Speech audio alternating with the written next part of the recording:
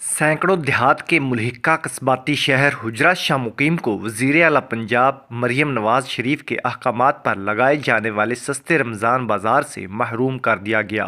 हर साल हुकूमत पंजाब की जानिब से लगाए जाने वाले सस्ते रमज़ान बाज़ार से इलाका के लाखों अफराद मुस्तफ़ीद हुआ करते, जो अब सहरो अफराद की अशियाए खुर्दनोश महंगे दामों खरीदने पर मजबूर हैं।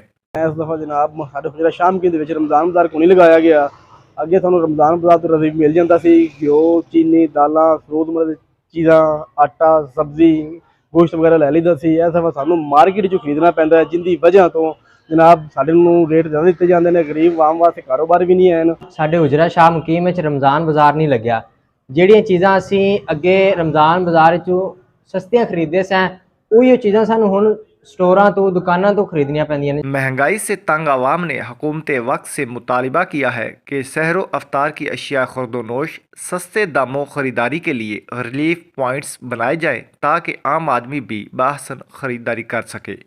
कैमरामैन शफकत अली के साथ शब्बीर अहमद सियालवी, TNN।